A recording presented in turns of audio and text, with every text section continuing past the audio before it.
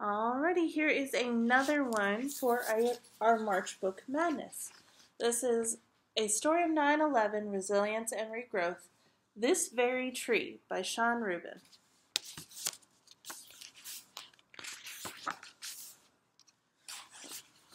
In the beginning, there is a poem, I believe, by E.B. White. There is an old willow tree that presides over an interior garden. It is a battered tree, long-suffering and much climbed, held together by strands of wire, but beloved of those who know it. In a way, it symbolizes the city. Life under difficulties, growth against odds, sap rise in the midst of concrete, and the steady reaching for the sun. Whenever I look at it nowadays and feel the cold shadow of the plains, I think, this must be saved, this particular thing, this very tree. So it is from Here is New York in 1949. In New York City, there once stood 2 towers. For a time, they were the tallest buildings in the world. Below the towers was a busy plaza. That's where I was planted. Most people who came to my plaza had a job in the city. I had a job too.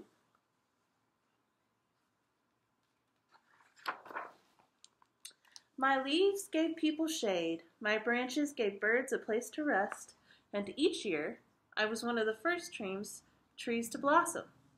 My flowers let everyone know that spring was coming.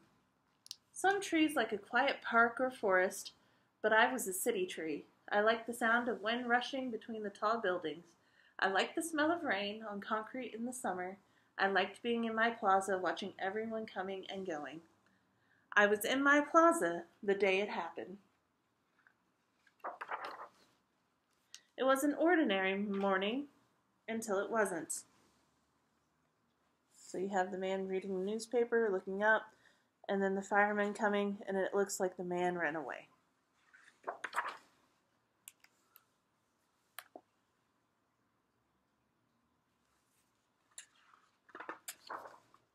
I waited there alone. Around me, it was dark and hot and close.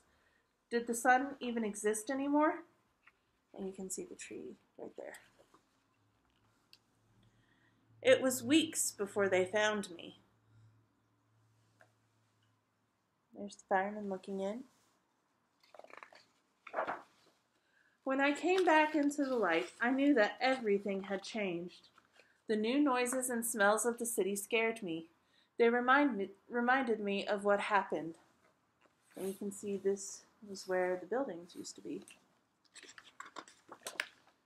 Some people put me on a truck and drove me to a nursery in a faraway park. I was grateful to be somewhere quiet. I had changed too.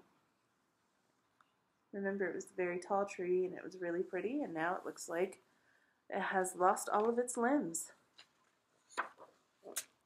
All winter, the people at the nursery took care of me. No one knew if my leaves would come back. They did. It was peaceful in the park. I was surrounded by other trees. Birds still visited me. That first spring, a dove made a nest in my branches. Years passed. I regrew. I wondered if my city was regrowing too. And you can see a building.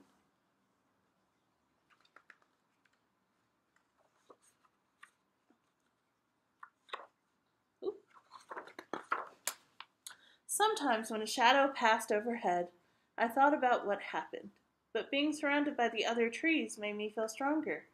Some days I even felt strong enough to do my old job again. That's when I knew I was ready. It was time to go home. And it looks like they have people that are helping the tree to go home.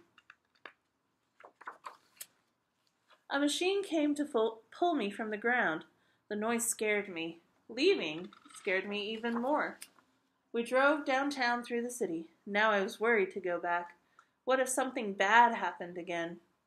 I already missed the other trees. Then I saw it. One shining spire and many more towers surrounding a new plaza. And in the plaza, they planted a forest. It was filled with trees. Between the trees, they saved 3 empty spaces.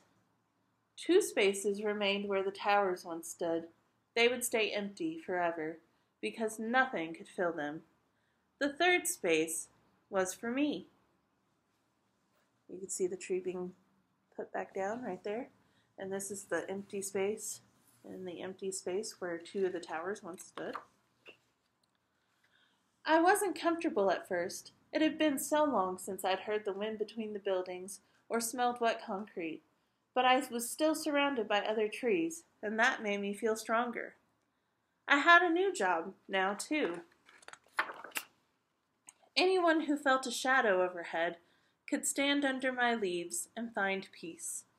Anyone who was hurt could see how my branches had healed and find hope.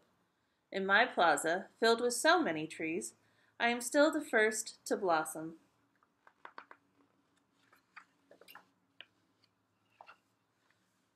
And everyone who sees my flowers knows that spring will come. And that is the end. In the back, there is a brief history about the World Trade Center, 9/11, and the Survivor Tree.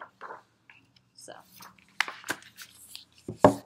remember to vote for this book if you liked this one over one of the other ones that was on your bracket. All right, guys. Bye.